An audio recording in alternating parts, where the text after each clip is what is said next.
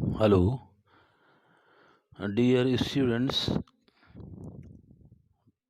प्रिय विद्यार्थियों, we are going to study the second poem of class 12th,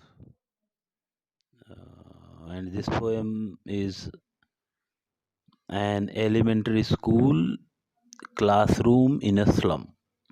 This poem, an elementary school classroom in a slum. Those who are watching this video, please open up your books, अपनी किताबें खोल लीजिए और ये जो पंक्तियाँ the lines which are going to be explained, watch them carefully and try to understand about this poem. Stephen Spender, who was born in 1990 and died in 1995. And this poem is dedicated to our social life. ये जो पूरी कविता है ये हमारे सामाजिक जीवन, हमारे सामाजिक ढांचे पर आधारित है कि हमारा समाज किस तरह विभाजित है और हमारे समाज के some children of our society are suffering and we don't know about them. और पोएट का इरादा यही है कि समाज में हम अगर we are forward and if we are able to help others we should help them. हमें कमज़ोर वर्ग के लोगों का सहयोग करना चाहिए, मदद करना चाहिए. तो फर्स्ट स्टेंजा में हम देखने जा रहे हैं एक school, an elementary school. Elementary मतलब primary school. Classroom in a slum. Slum means a dirty place. हमारे देश में, हमारे समाज में ऐसे भी स्थान है जहाँ लोग बहुत गंदगी के बीच जीवन यापन कर रहे हैं और वहाँ के जो बच्चे हैं जो कि हमारे देश का भविष्य हैं, वास्तव में वे बहुत ही मतलब एक एनिमल टाइप ऑफ लाइफ, एक पाशविक जीवन जी रहे हैं. तो समाज के जो rich people of society, forward people of society should look at them and try to help them out of those critical conditions, poor conditions of life. यहाँ पर पोएट ने एक क्लासरूम, जो छोटे छोटे बच्चों का क्लासरूम है, प्राइमरी स्कूल का दृश्य है, the scene of a primary school. And एक क्लासरूम में कुछ बच्चे, some children are sitting in the classroom, और बड़ा सुंदर चित्र उस क्लासरूम का यहाँ पर पोएट ने प्रस्तुत किया है. और the poet wants to look at them and the life of those children. वो कैसे बच्चे हैं और कैसा क्लासरूम है. और स्लम एरिया में स्थित. स्लम एरियाज़, बड़े बड़े महानगरों में स्लम एरियाज़ होते हैं जहाँ पर गरीब किस्म लोग और जीते हैं गंदगी के बीच. किस तरह का उनका जीवन है और किस प्रकार की शिक्षा उन्हें प्रदान की जा रही है. And what is government doing there, government वहाँ क्या कर रही है. इन सभी बातों की ओर समाज का ध्यान खींचने के लिए पोएट ने इस पोएट की रचना की है. उसके दिल में यही रहा होगा. तो आइए देखते हैं the first line. Stephen Spender is the poet, champion of poor people, poor children. Look at the lines now. Far, far from gusty waves, these children's faces. He looks at the faces of those children. They were all sitting in a classroom. एक classroom का दृश्य है. Classroom में बच्चे बैठे हुए हैं, उनके चेहरों की ओर देखता है poet. far from gusty waves, these children faces. Far means far away, दूर स्थित. Far two times has been used. It means very far away, बहुत दूर. मतलब the children of these faces, gusty waves. Gusty means waves, लहरें. Gusty means powerful waves. Waves of energy, यानी इन बच्चों के faces में, चेहरों पर वेव्स ऑफ एनर्जी, जो ऊर्जा का वेव होना चाहिए जो बच्चों के चेहरों पर, वो बिल्कुल नज़र नहीं आ रहा है। उस ऊर्जा से, उस वेव से ये बच्चे कोसों दूर हैं। They are very far away from the gusty waves. Gusty waves means energy, waves of energy, waves of doing something. This is not visible on the children, on the faces of these children. These children's faces are hopeless. There is no light in their eyes. Faces are yellow, pale colored. बहुत दूर हैं गस्ती waves, और waves का मतलब लहरें, समुद्र में लहरें उठा करती हैं, और जब हवाएं तेज़ चलती हैं तो समुद्र में तेज़ लहरें उठा करती हैं और वे परिवर्तन लाती हैं तट अपने किनारों पर. So in all but this gusty waves is symbolic of energy of those children. There was no energy in the face of those children. Second line, like rootless weeds, the hair torn around their pallor. Pallor means pale face, पीले चेहरे. उन बच्चों के चेहरे बिल्कुल पीले हैं और उनके चेहरों के ऊपर like rootless weeds, rootless without roots, जहाँ पानी में जहाँ लहरें उठती हैं वहाँ पर there are some kind of weeds, useless plants grow there and they do not have roots, and whenever waves rise and fall, they also fall and rise. तो जो वीड्स होते हैं, रूटलेस वीड्स, ये पानी में पाए जाते हैं और ये पानी की लहरों के साथ गति करते हैं. जब लहरें उठती हैं तो वे भी उठते हैं, जब गिरती हैं तो वे भी गिरते हैं, क्योंकि उनमें रूट्स नहीं होती हैं. ऐसे ही इन बच्चों के हेयर हैं, बाल हैं इनके, जैसे हवा चलती है तो उलझ जाते हैं. उनके चेहरों पर इस तरह फैले हुए हैं जैसे रूटलेस वीड्स, जैसे कि ये अनावश्यक खरपतवार हों, उगे हुए हों किसी स्थान पर, जिन पर कोई ध्यान नहीं देता. इनके माँ बाप भी, the parents of this children are not able to take care of them. उनकी देखभाल कर रहे हो. Their clothes are dirty, their hair are undone, quite dirty, they are not washed, they are just like weeds which are not looked at. इनके बाल ऐसे हैं जैसे unwanted plant, unwanted tree, unwanted grass grow among trees, plants and crop. जैसे कि फसलों के बीच unwanted weed उग जाते हैं, ऐसे ही इन बच्चों के चेहरों के पर, सिर पर ऐसे बाल उगे हुए हैं जिन पर कोई ध्यान देने वाला नहीं है. वहाँ पर एक सुंदर पिक्चर है, एक लड़की का दृश्य. थर्ड लाइन में देखेंगे, the tall girl with her weight down head.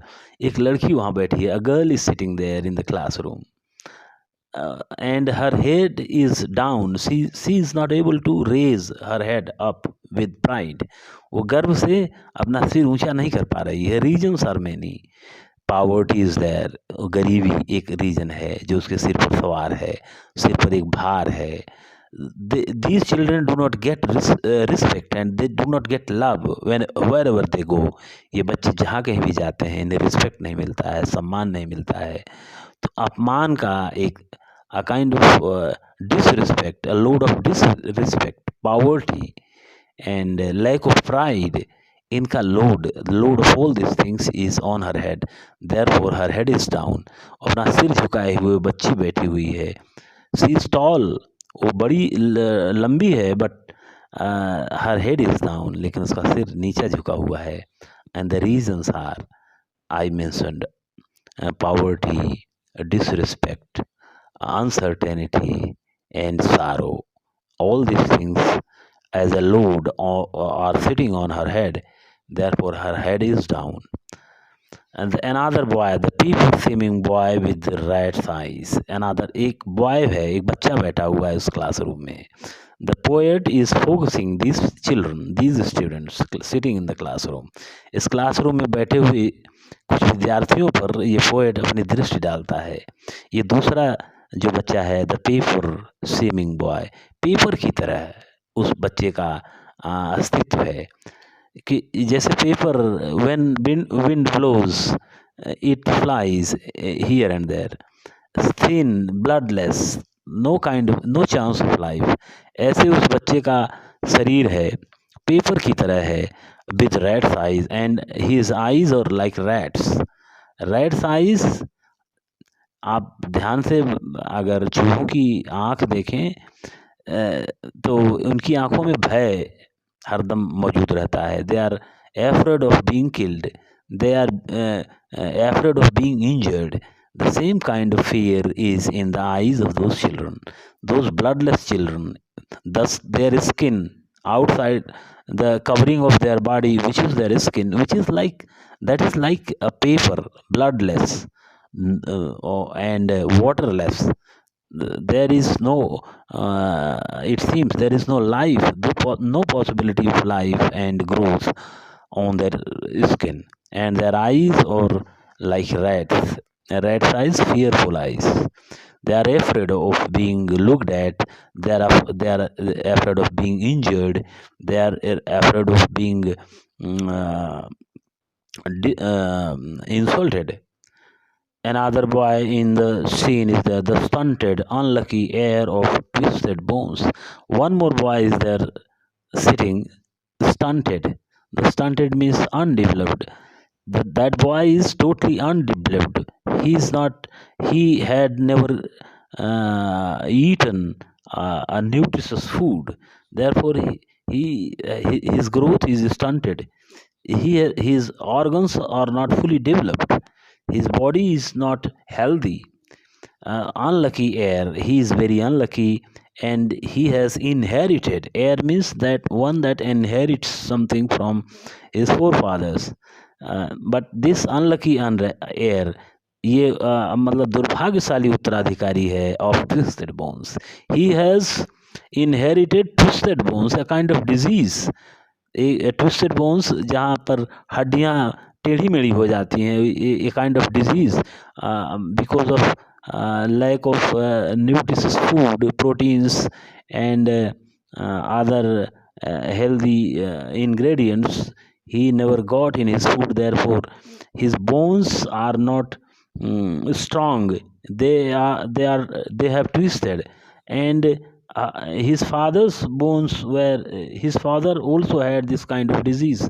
Therefore, he inherited this disease from his forefathers. Therefore, he was an unlucky heir। एक दुर्भाग्यशाली उत्तराधिकारी वो था। उसने बीमारियां अपने पूर्वजों से उत्तराधिकार के रूप में प्राप्त किया था। He was reciting means singing, repeating a father's gnawed disease. His father's gnawed means, not disease means a kind of sickness, gnawed means twisted। जो टेढ़ी मेढ़ी हड्डियों का जो बीमारी थी, उसने अपने फादर से इनहेरिट कर लिया था। इसी का वो उत्तराधिकारी था। He was the third boy the poet wanted to highlight in the classroom his lesson from his desk. He was reciting his lesson from his, he was sitting in his desk, and he was an unlucky heir of all the diseases he has inherited from his father, and he was reading his lesson. And at the back of the dim class, the class was totally dim. There was no light in the classroom. It was almost dark, and people and the children sitting there were unable to read out the things clearly. They were not able to see the things clearly. The class was totally dim.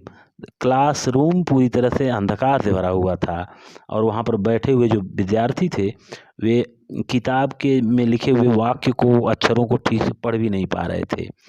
लेकिन पीछे सबसे पीछे classroom में एक boy बैठा हुआ था, एक छोटा सा यंग बॉय वो सिटिंग। सबसे पीछे एक छोटा सा बालक बैठा हुआ था। Nobody was taking care of him. कोई उसकी ओर, unnoted, he was not being noted. The teacher in the classroom and other boys, other students sitting in the classroom were not looking at him. They were not taking notice of him whether he was also sitting in the classroom. But a small boy, a young boy, was sitting in the classroom in the back of everyone. He was very sweet. He was very lovely. The poet explains his eyes live in a dream, and when the poet looked at his eyes were in a dream. उसकी आंखें स्वप्न देख रही थी. सबसे पीछे वो सुंदर सा बालक बैठा हुआ था और उसकी आंखों में एक स्वप्न था, और वो स्वप्न था आप स्क्विरल्स गेम. पास के विद्यालय के पास में वृक्ष थे, वहाँ पर स्क्विरल्स, गिलहरियाँ पेड़ों पर खेला करती थी.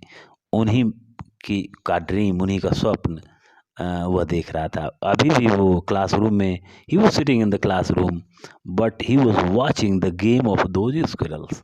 उन गिलहरियों का खेल वो देख रहा था जो कि उसकी आंखों में स्पष्ट दिख रहा था. In tree room, other than this, he was not in the classroom. He was physically in the classroom, but mentally and spiritually he was outside the classroom. He was in a tree room. Tree room means sometimes in rooms there are holes. पेड़ों में सुराग हो जाते हैं. इस गिलहरियाँ उन्हीं में जाके छुपती हैं और फिर उन्हीं से निकलकर पेड़ों में चारों ओर दौड़ती हैं और गेम अपना वहाँ पर they manage their food and play some game. तो बच्चा उन्हीं बैठा तो जरूर यहाँ क्लासरूम में है, फिजिकली प्रेजेंट है, बट ड्रीम में वो सोच रहा है पेड़ के संबंध में जहाँ पर होल्स होते हैं और गिलहरियाँ अपना खेल खेलती हैं. He was watching the game of those squirrels although he was sitting in the classroom. Dear children, this is the first stanza, and study carefully, and we will meet in the next video about the second stanza and the rest of the poem. Thank you.